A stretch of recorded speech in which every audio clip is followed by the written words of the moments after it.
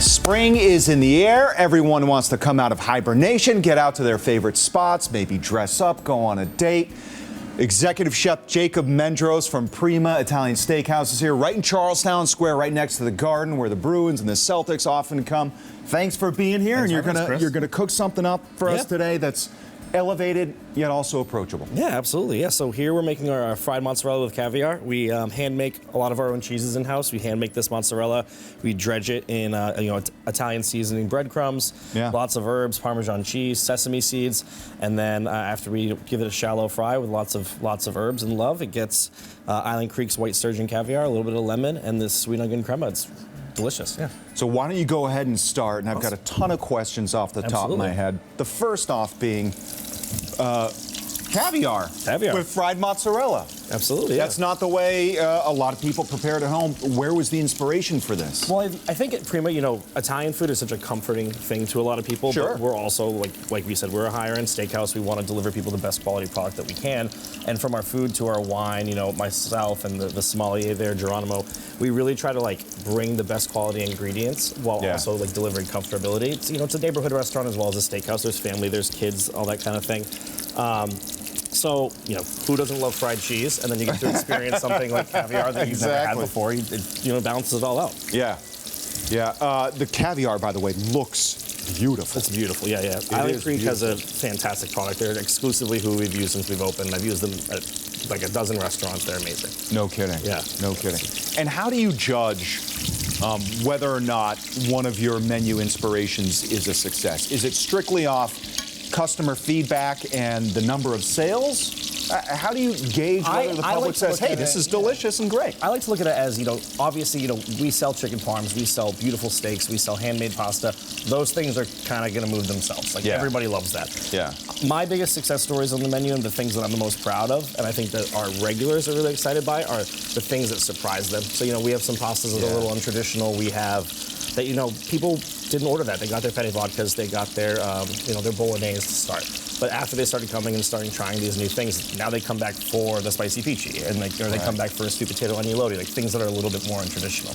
I love the idea of that because we all have our comfort zones. Absolutely. As customers, we want our favorite dishes. Sometimes we go into places, give me the regular.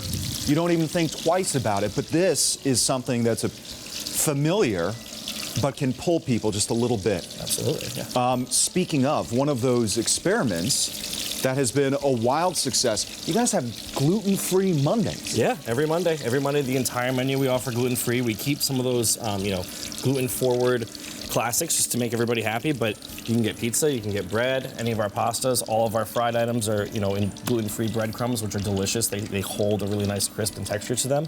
The entire menu, all of our desserts. The gluten-free chocolate cake is honestly the best cake I've ever had. Really? It's unbelievable, yeah. It's so good. How do you shift gears like that as a chef? I mean, because it's two distinctly different products you're serving up, right? Absolutely. I mean, I think for us, the biggest focus at first was safety. We have to deep clean that kitchen. We empty the fryolator, we empty the pasta tanks. It's like a labor of love just starting that off from, square one on Monday morning, but it makes people really happy. If we can deliver a safe experience for people that don't often get that in your conventional restaurant setting, then that just, it's worth it. That's insane. And you've got private dining. The patio, we got to wait. We have to be a little bit patient for the patio. I believe you're opening in May, right? But you do have private dining available and reservations. Yeah, springtime, that patio has one of the best views in Boston. You get the bridge, you get the garden, you get a little bit of everything. And then, the park room just opened in December. It was very, very quickly filled. But we've gotten some of the neighborhood in there. Everyone's really excited about it. We've had, hockey teams, we've had basketball players, we've had a lot of people that are just really excited, as well as the neighborhood kids. They peeking through the window from outside from the park. Hey, that's okay. Love it. Yeah. And the Rose Room never disappoints. It's one of the most romantic rooms I've seen in Boston. It's always just dimly lit, has its own vibe. It's a different set of music from the front of the restaurant. It's great. Yeah. That cooked up really quick. So before I dive in here, I'm just gonna finish that with a little lemon zest for you. Okay, so lemon zest on top, fried mozz, and then on the side. Yep. We have a sweet onion crema, so sweet Spanish onions get melted down, just lots of olive oil and some prosecco. Sweet onion. And then pureed. Okay. Like I said, white sturgeon caviar, loads of herbs, some fresh dill, sesame seeds.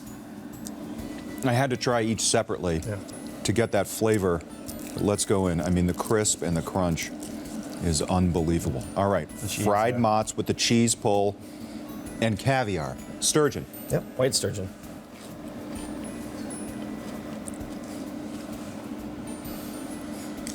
Shouldn't have doubted for a second.